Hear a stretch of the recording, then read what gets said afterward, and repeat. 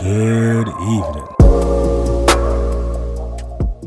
So I have my guy Collin on here who, well, you know what? I should give an intro. Let me give a background on how Collin and I met, because we both started working in the NFL the same year. It was 2015, and we met in New York City. And in New York City, I remember looking at this dude's resume, or I don't know if it was your LinkedIn profile or what. And I'm like, yo, this dude's an author. This dude has his Ph.D, Ivy League school. I'm like, yo, I'm a little intimidated by this guy right now. You know, I walk in the room and I'm like, yo, you are very impressive.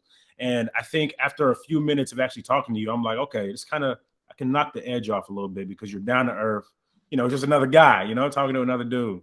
But, you were working for one team. I was working for another team. We're doing like an orientation type of introduction to the NFL. A couple of years later, you ended up moving down to South Florida, and then we were roommates for a bit. But, man, you are an author. I gave a little bit about your story. You are a curator of vibes, right? You're not – I want to say you're a first-generation immigrant, if I remember correctly. Yeah. But, man, really just kind of want to let you introduce yourself and tell a little bit about your story, because I remember we were walking around New York, and you shared a little bit of it with me. And I'm like, yo, this is amazing. And in this book, right, Immigrant American, Living an American Life with African Perspectives, I kind of go on and I want to highlight the stories of people who are either not from this country or are not too far removed from the lineage of people that are not from this country, man. So, man, appreciate you being on the show, man, and really want to let you tell your story. Man, Yves, first of all, thanks for having me. Super excited about this book, super excited for you. Based upon some of the conversations that we had, it's just super dope to see that you actually actualize that, actually put your foot down and getting it done. So can't wait for it. A little bit about me and my story. Dr. Collin Williams, educator, author, really just trying to shift the ways that we think about diverse communities, people from other cultures, and really just think about how we bring people together. So primarily by day, I'm a senior director of curriculum with RISE, a nonprofit that uses sport as a way to address issues of social justice. So I work with teams, leagues, organizations, anyone in the sports space to think about race, to think about differences, think about ethnicity, right? And then how we can use those platforms of sport, the influence that we have to make the world a better place, particularly as we think about things like social justice. And then by night, I am an ambassador to Antigua, as well as an entrepreneur that takes and curates experiences for people from across the diaspora to travel back to countries that we're from, where people look like us, to one, invest in the economy, but also just to have a great time, extend our networks, and to connect people, right? So how do we as people work together, connect, and elevate and create inclusive experiences, whether that be in the workplace or whether that be when we're traveling across the world, just trying to have a good time and have vibes. So that's me in a nutshell. Yeah, man. So whenever you talk about the African diaspora, I think a lot of people don't even realize that the majority of Africans during the transatlantic slave trade were actually in the Caribbean, in South America. And, a very smaller percentage actually came over to the United States. But people don't think about that, right? I think especially whenever you look at Black folks across America, it's easy to just put them all and label them all as Black, right?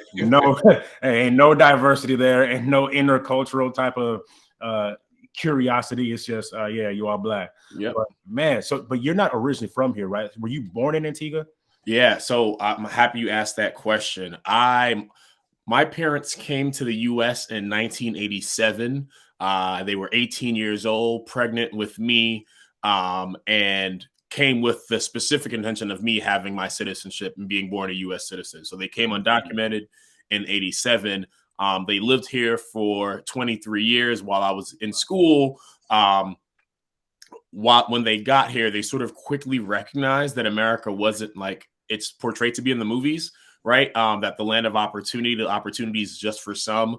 And in their estimation, one of the things that they determined and understood was that education was one of the few ways that folks like themselves, their child being me, can sort of make it out of the circumstances that we're in, right? So just for context, when my parents got here, we had family that had been here for a little bit longer, and every house I've ever lived in, any place I've ever lived in America, has been the house of someone else in my family, right? So the first place that they went to I'm an infant and they're sleeping on floors and couches in Queens. So they send me back to Antigua. By the time I'm 6 months, I'm already back in Antigua living with my aunt and my uncle down there while my parents are here trying to figure it out, trying to get their feet underneath them, trying to understand and get established. I come back at 5 when it's time for me to start school, right? So I don't want to miss out on the American education. So I come back then. And then now we are living in Brooklyn on the first floor of another aunt's building that she owns, and we're renting out the first floor, right? So every place I've ever lived has been very much something that family has owned. And my parents at 23, and I was supposed to finish school, moved back to the Caribbean because they had been unable to attain the paperwork to be here illegally, and they just didn't want to live with that sort of fear. And understandably so, when we think about some of the things that we've seen around our foreign policy and the ways that we react to folks from different places here in America. Wow. So when did you actually end up coming back for your education here? Yeah, so I came back. At 5, a little bit after 5. Started sort of elementary school here. Did elementary school. I was in Brooklyn, New York, from 5 to 13. When I was 13, I moved to Queens. Lived in Queens till I was 18 before I eventually went off to Philadelphia for college. And I think one of the things when I think about that immigrant experience and growing up in New York was my parents literally had to do any and everything that they could to get me the best education possible, right? So what does that really mean in actuality? I went to one school for kindergarten, went to a different school for first grade.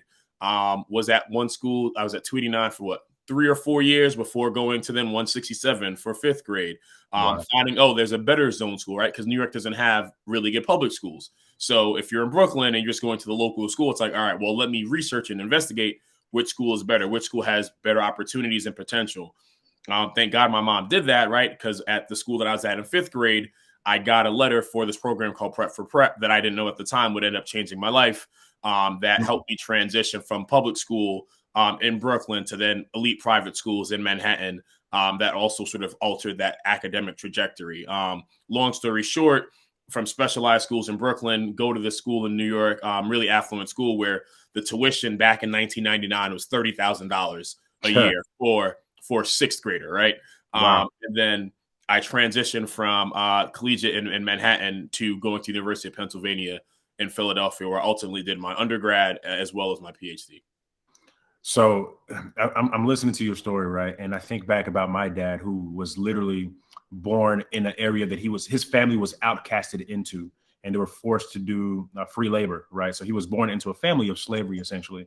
And after the Democratic Republic of Congo got their independence, well, at the time, it was Zaire, to get their independence from Belgium, and education was really the only thing that they had to rely on, right? I talk about this in a chapter in my book about how the entire family depended on my dad getting educated and going to school in order to pull everybody else out, right? And he wasn't even the oldest child. He was like the second oldest, and he had to, have so much pressure on him. Did you ever feel the weight of, the pressure that I feel like a lot of immigrants tend to feel, first, second generation immigrants tend to feel whenever you realize, man, my family made a lot of sacrifices for me to be here. I can't let them down. Is that something that you experienced at all? Is that something that I could possibly not experience? I feel like, ask the question that way. My parents weren't shy or sheepish about saying exactly what it was, right? It was like, hey, we are here for this reason. The expectation is that you do this. It was never that I had to take care of them. Although others made that joke. So my parents didn't say, oh, you have to do this so you can take care of us. But other people were like, oh, Collin, you're a good kid. You do X, Y, and Z. That way you can take care of mom and dad, or you can take care of auntie back home. But it was very much, we don't have anything to give you, right? So it was like, the best thing that we can do for you is give you this advice and help raise you to become a good man who cares about the community, cares about family, active in church, but we don't have anything to give you. You're going to have to earn those things for yourself. Yeah. And what we've learned is that America doesn't make it easy for people to get those things. And education is going to be one of the few things, right? So I mentioned Prep for Prep earlier. I was a stellar student, right? Because my parents were doing all this work. My mom would double check my homework every day after working tons of hours and getting perfect on citywide tests in New York City. 5th grade rolls around and there's this program that's saying, hey, we're going to give you more school. In the summer, you have school on Saturdays, you got school after school on Wednesdays. And I'm like, nope, I don't need that. I'm doing great. And my mom's like, more school, more things to put on your resume, more credentials. Yeah. All of it, right? You're doing that. Right. And any sort of enrichment program, SAT prep classes. I was studying abroad after 10th grade. I was doing internships after 11th and 12th grade. Right. So any sort of spring break, I did a tour through civil rights, any sort of educational experience opportunity that was either presented through the high school that I went through, something in the community, something that a church member would organize, or something that Prep for Prep was putting on. My mom was making sure that I was the first to be signed up, although I didn't want to be, not realizing that that gave me all this amazing perspective, created all these opportunities so that when I would sit down for an interview, when I'm looking at an internship, or an interview when I'm talking to the recruiter from Penn or the other schools I was interested, all of a sudden I had all these amazing stories, and I had all this perspective that typically a kid with my socioeconomic background, coming from the community I came from, wouldn't have, right? As I'm talking about speaking Spanish in Barcelona as opposed to in Madrid, right? And that's just things that we don't typically have for folks like us. Man, that's incredible, man. It's really a comprehensive worldview, and that helps in the admission process. Stuff that I really, honestly, I knew nothing about. The extent of my experience with that, I remember being in 7th grade, and my math teacher, I think it was algebra, right? Pre-algebra or something. And she was telling me, hey, you should really look into like taking the AP course, like the accelerated, because like you're killing all these grades, you're answering the questions before I even ask them and all this stuff. And I remember in my head thinking, yo, the girl I like is in this class. So there's no way that I'm about to leave this class. Yeah. And on top of that, do harder work when I could get an A. I know I'm gonna get an A right here. Right. Like, I didn't have anybody to. The math wasn't mathing. Right. Right. You had information different than the information I had. Right. So, man, that's incredible, man. So, what was it like for you being in not just college, but you're in an Ivy League school, right? Not just an Ivy League school, but you tend to hear about how it can be a little difficult or different, at least for people of color in Ivy League schools, right? So talk me through just that experience. Yves, I would say for me, one of the benefits that I had was being a member of this Prep for Prep program, right? And experiencing a lot of the culture shock that people do in college in 6th grade, right? Wow. So I am doing really well. So you talked about not wanting to do this math class because you're doing well, right? So I'm doing super well at Philippa Schuyler. It's a very selective middle school in Brooklyn, New York. At the same time, I'm going through this recruiting process to go to private school. I'm going on school visits, taking days off of school, spending days at these schools, going through all this testing, all the type of things that you do in the college process, but to choose my new middle school, right? To choose my new middle school. So going through this long, arduous process, I get into a number of schools. Eventually, the counselor says, hey, collegiate's the best one.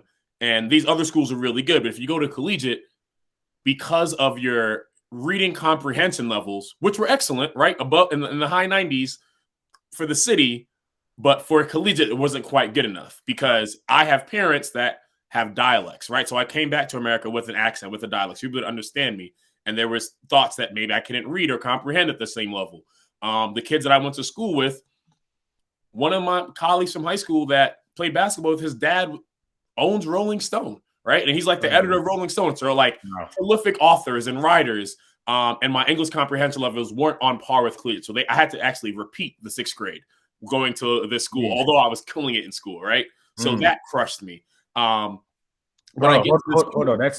That's yeah, think about that. Yeah, just pause for a second because there's so many people that come here, right? And IQ scores through the roof, test scores through the roof.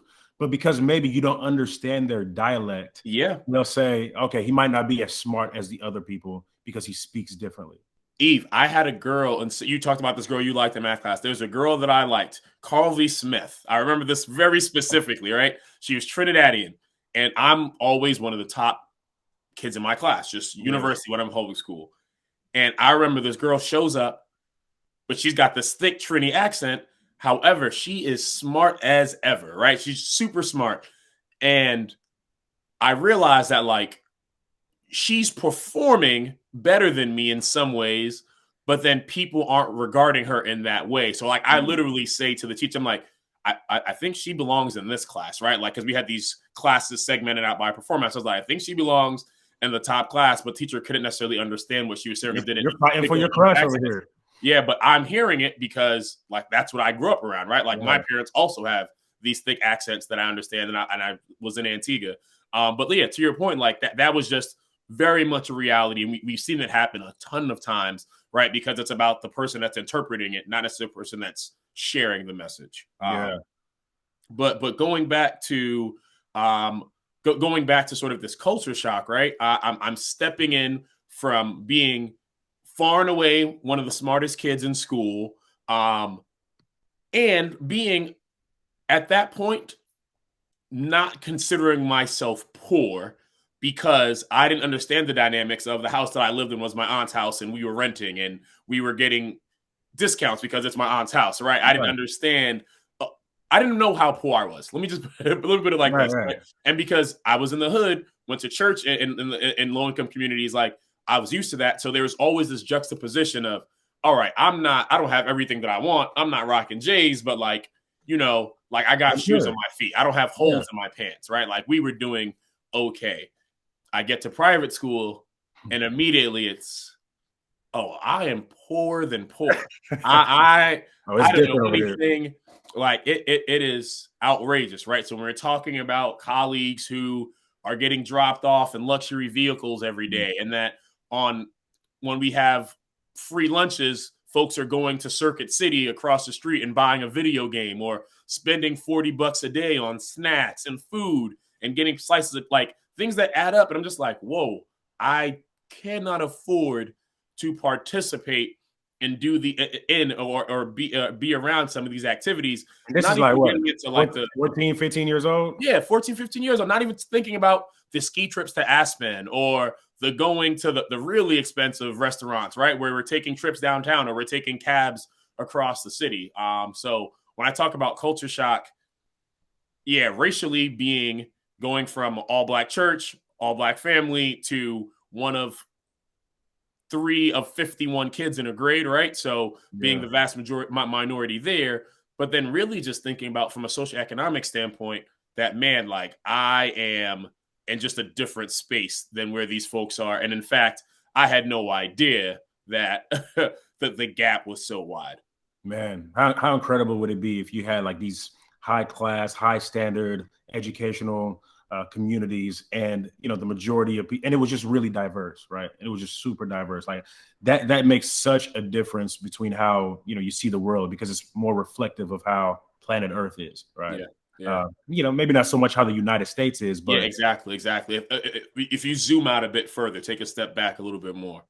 So I would say, because of sort of that experience of transitioning into high school, that's a lot of what folks feel when they get to college, right? If they haven't had exposure to that level of diversity. So what that did for me was, at an early age, I had gotten used to being the other, right? So I always had this immigrant lens, and people talk about, like, why I ended up studying sociology in school and in college was because I always had this immigrant lens of, like, this isn't my world. Like, I am, like, my parents were like, hey, Collin, this is America. Like, you're here to do X, Y, and Z and to figure this out.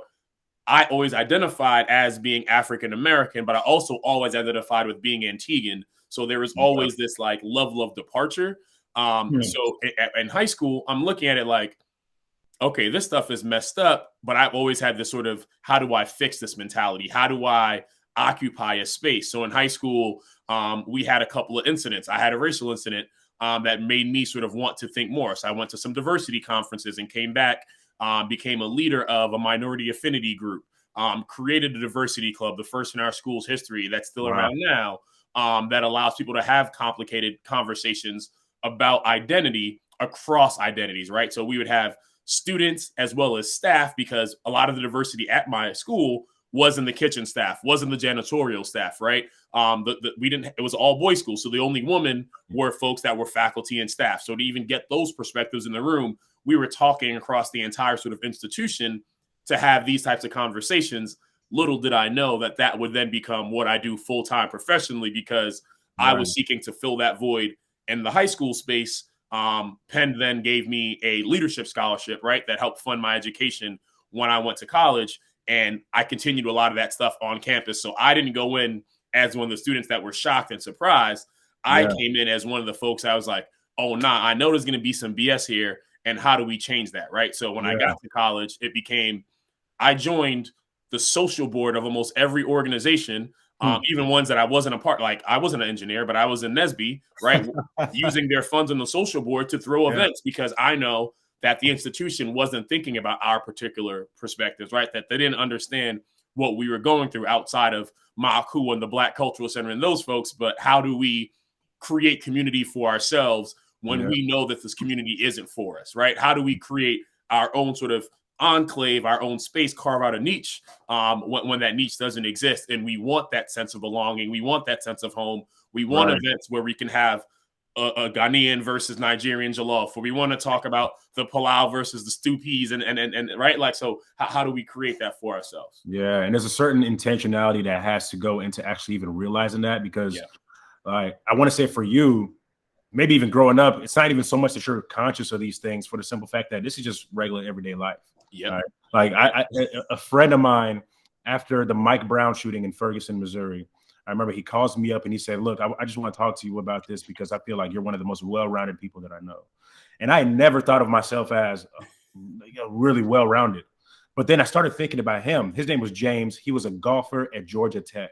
And then he went on to play professional golf.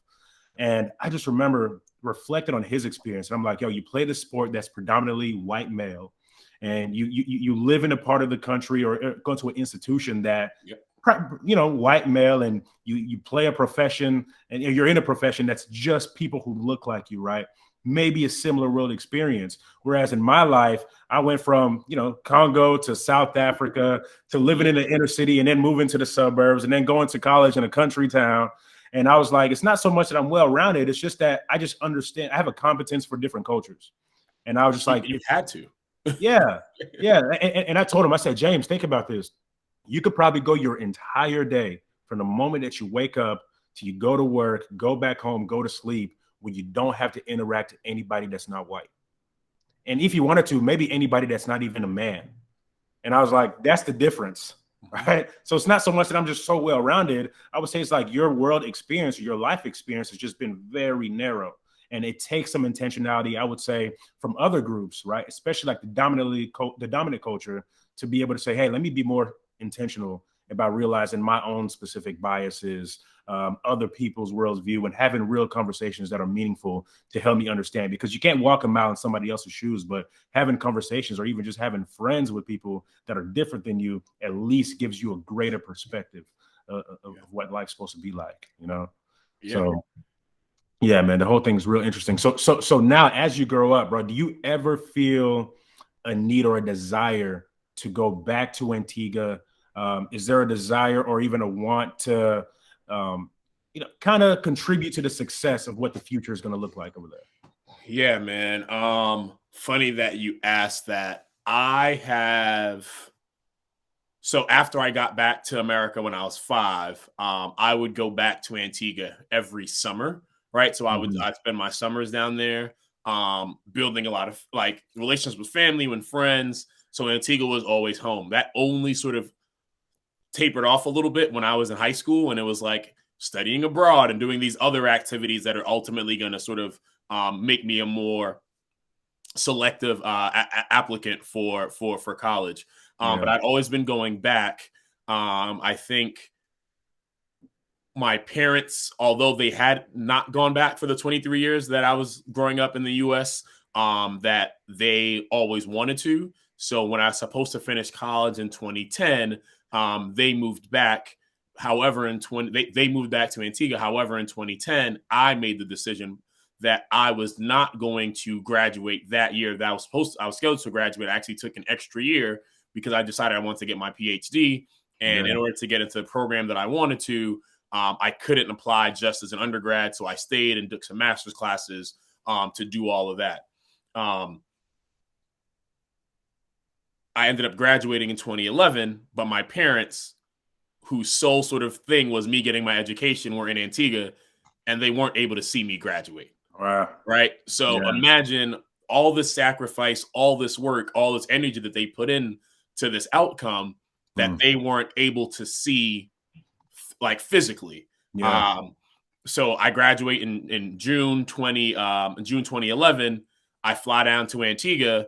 My mom gets diagnosed with brain cancer a month before, and she passes a month after I graduate. Wow. Just literally with enough time for me to fly home with my cap and gown, put it on for her as she lay sick in Antigua, see me, and then sort of move on, right? That was happy and like blessed to have the moment for her to see me in the cap and gown. But when I got my PhD, my thought process was, I am not going to be in the position again where I'm unable to celebrate these sort of life successes with the people, the loved ones, the people that got me here, right? Like, what's the point of the success if you can't share with the people that you love, the people you care about, and the people ultimately that you're doing it for? Definitely. Additional piece of the story is because my parents were undocumented immigrants, when my mom got sick, I was not able to get her into America. However, one of my great friends in college, her mom is one of the heads of the Cancer Society of America. I have frat brothers and prophytes that are heads of Black neurosurgery teams. I had about 3 to 4 people that were willing to perform the surgery that my mom needed for free, were able to get her into America, but I did not have the connections or the access, the resources, and able to do so, right? So that's sort of the backdrop that's always playing in the back of my head. I try not to think about too much, but a lot of the motivation. So in 2015 now, when I'm finishing my doctorate, as I'm dissertating, I'm like, oh no, like we are celebrating this for sure. Like my mom would be so excited, so happy about this. And because I can't bring my people from Antigua to America, I'm going to take my friends from America down to Antigua, and they're going to celebrate with my family, see the culture, see the island. So in 2015, I take a group of around 30 people. We go down to Antigua, celebrate, have a good time. What's supposed to be? Stop. You can't just 30 people? Yeah, 30 close friends, right? Like, hey, you just like, here's my village. The logistics don't make sense. You just took 30 people to Antigua. That's too casual. So between 2011 and 2015, I had a number of friends because my parents were down in the Caribbean, so I didn't have like a permanent address in the U.S. Right? Okay. So I am bouncing around when I don't have the money to fly home. I'm bouncing around my friends' homes. So I'm staying by my frat brothers. I'm staying by my college friends, by my church friends, whoever that might be. So for me, I always was extending that invite, like, hey, I don't have a home here in the U.S., but my dad built a home down in Antigua, and there's an extra room there. So if you ever want that extra room, let me know. And whenever I'm home, you can pull up. I'll take you around X, Y, and Z. And so between 2011 and 15, I had friends sort of sporadically take me up on that offer, right? So from Yves and Luciano, and like at one point it was like 6 or 7 friends who would all come at the same time in the year before. And they were like, Collin, you know what you should do while we're here? You should have an itinerary. And my friends being demanding, right? And you should tell us when we're going to eat and what the adventure for the day is and what we're going to do here. So I was like, oh, that's not a bad idea. So I sort of took that and built that itinerary for the next year. And I'm like, you know what? I want my friends to come down in like this formal manner. Let's do 30 of us. One of the people from the year before in that smaller group, he was really close with someone that was the only Black female producer at Time Magazine. And she reaches out to him and says, hey, I know your friend did this little trip home. Could I feature him in the story that I'm telling about Black travel and how the advent of social media, Instagram specifically, is sort of telling that story and sort of dispelling the myth that Black folks don't travel, right? So I get featured in the story, thinking I'm like, just doing something for a friend as I would think a friend would do for me, not processing that this is Time Magazine. Right. So hundreds of thousands of views later, and Facebook was still really big at the time. Facebook messages, when are you doing this again? When are you doing this again? I'm like, I'm not doing this again. It was a graduation trip. Yeah. Like, but I get enough messages, right? You know what they say about immigrants and jobs. So I get enough messages about this opportunity. I'm like, man, like, maybe I'm being kind of stupid for not really thinking about this. So I run the trip back in 2016, and we go from 30 people to 55 people. Then it goes from 55 people to 125 people. Yeah. Then from 125 to 175. And then in 2019, it's 500 people going with me down to Antigua, right? Which is the most for any singular group trip in the country's history. In fact, there aren't even enough flights to get us into the country because there just isn't usually that much demand. And mind you, Antigua is a country of 110,000 people. Right. So I ended up carving out, becoming what Tom referred to as one of the pioneers of the Black travel movement, unintentionally starting Collin Devon Events, which really focuses on bridging that gap, right, and exposing people. I want to introduce people to Antigua and to my diverse network of peers, right? Immerse them in the culture and give them experiences that they wouldn't have otherwise, and then inspire them to think about ways in which that they can give back, right? And giving back can be as simple as just vacationing there, right? Because our economy is 70% tourism. So that's how we eat, by people coming and enjoying our beaches. Yeah. Or if that's something more formalized in terms of thinking about things that I'm doing now with organizations around Black health or education, and what are some initiatives, some things that we can do, whether that be donations, whether that be career advancement and development, and things of that nature. So long story short, I go back to Antigua all the time. I was there 3 weeks ago. I'll be down there 3 weeks from now, gearing up to buy out a resort next year and fill that with my peers. And that's sort of now starting to expand to other small islands in the Caribbean, right? So one of the things about being from Antigua and growing up in New York is that there's so many different folks from so many different islands represented here. But again, Antigua is a super small island, so everybody knows the Jamaicas and the Trinidads, or the Virgin Islands, Haitians, yeah, right, the Haiti and the DR. But people don't know about the St. Kitts, the Antiguas, the Grenadas, right, the St. Lucias. Yeah. I think you're the first person from Antigua that I know, that I met. Exactly, right. And part of that annoying feeling of, oh, I never heard of Antigua before, or where is that even? Is it like, nah, if you know me, or if you're in my sphere of influence, you're gonna have heard of Antigua. You're gonna have looked it up once, right? You're gonna know that we have a bunch of beaches, right? So some of that recognition, and frankly, it's because when we think about that story about the person that pulls himself up by them bootstraps, right? Because I don't think you're actually doing it by yourself. But when you have that opportunity to elevate or start to climb the social ladder, there is some expectation around taking care of, right? Or giving back, and what that looks like. And one of the things that I've always sort of understood is that you don't want to just give people the fish, right? You want to teach them how to fish, and you want to create that opportunity.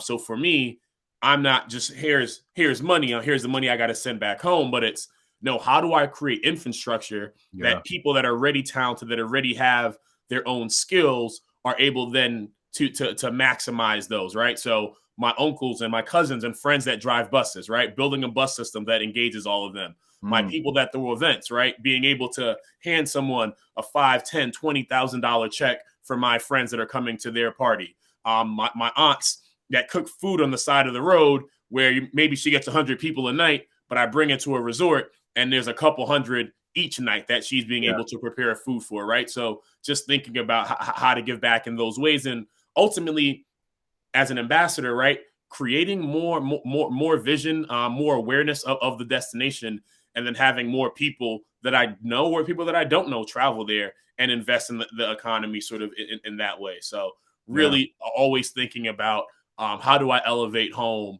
and how do I sort of bring my disparate worlds closer together. Man, that's incredible, man. And I think there's always this innate desire from people who come here from other countries. My friend Ivy, who's also going to be on the podcast, she's an ambassador for Kenya, right? And my boy Tope, an ambassador in Nigeria, and people who really want to be connected, because you do see a lot of beauty in these different parts of the world. But then there's the stereotypical, the stuff that you saw in late night programming. Hey, we need help. Like, that part exists too. And oftentimes, well, at least the people that I know, they come from those impoverished, severely impoverished areas. And I think it's so hard to not let that like do something inside of you that makes you want to go back and contribute to it. So even whenever you talk about the the stereotype of immigrants and jobs, I mean, whenever I went back to Congo in my adulthood, I understood the reality of that because everybody was an entrepreneur. Everybody had their stands. Everybody was selling multiple things, advertising. Like they have to do what they have to do to survive, and to get by. So it's almost like normal, and it's normal, right? So earlier you talked about the perspective and you being well-rounded because you were in these various spaces. I think in some ways, my academic institution, like Penn and Collegiate, I don't think they really did much for me in terms of being an entrepreneur, right? No. Like I think they, as institutions overall, the sort of the mindset was making you the best possible worker for someone else's business, right? And credentialing you. However, I think based upon what I saw my parents do, what I saw my cousins do, going home and seeing people that didn't have formal education and were creating ways of life and sustenance for themselves, right? It was just like, oh, there's this entire other space of opportunity, right? So even in college, I realized that people didn't like the way Philly barbers were cutting hair, right? And like there were certain things that we did in New York that weren't available, and I became the campus barber, right? And like to the point where I was on the front page of the school paper for cutting hair, but like that was never supposed to be my lane. It was just, oh, here's an opportunity to continue to feed yourself, which is, again, to your point, things that you just got to do back home, right? Like it's just very much natural and these learned behaviors. And when you are able to sort of see those nuances, but also then navigate them in a way that, can be mutually beneficial for you and others. I think you end up with a win-win. Yeah. And that's what my wife and I have been saying lately, man. It's just what's in it for us. It's not about what's in it for me because that's selfish. It's not about what's in it for you because that's charity, but what's in it for us, right? And that's generosity. How can we all come up from this, from what we're doing and how we're contributing to this? And really that thinking started shifting whenever we went back to Congo during the pandemic, and you're looking around and COVID didn't stop a mumbling thing, bro. Everybody's still on these streets. It's still packed. Everybody's still hustling because they still have to survive. They still got to eat. So yeah, man. You showed me a highlight clip of the Collin Devin experiences before, some of the clips, and I'm like, man, we got to make it down there, bro. One of these years, man, wifey and I, we're gonna be in attendance. Yves, we also have just so you know, big plans on the couples retreat coming up soon. So so that might be where your interest may be. Maybe you go to the other one, but just so you know, couples retreat coming well because can't stop working, can't stop thinking about new lanes to carve out. I love it, man. I love it, man. Where can people get information on this? Where can people find you if you want them to find you? How can they get in contact with you? So if you are seeking to reach out around more of the academic, educating author stuff around the social justice in sports, I'm Dr. Collin Will. So you can find me on LinkedIn at Dr. Collin Will. You can email me at drcollinwill@gmail.com. If you're interested in sort of the vibes and the travel piece with CDE, you can find me on Instagram at Collin Devin Events. That's Collin with 2 L's, COLLIN DEVON, Devin Events, on Instagram, as well as you can email me at collindevinevents@gmail. So Collin Devin Events or Dr. Collin Will. You can reach out to either Collin at either of those locations. You know what, Collin? You might be the most well-rounded person I know, bro. Man, appreciate you being on here, man. Nah, thanks a bunch, man. And yeah, man, that couples one, we'll be in contact about that. Yes, sir. Yves, I appreciate you having me on. Thanks for taking the time, man. Best of luck with this. I'm looking forward to hearing these other interviews because I feel like these are super dope. So I'm super curious about this. Can't wait till you share this with the world. Yes, sir. Thank you, man. I appreciate it. Be easy. You too. Good evening.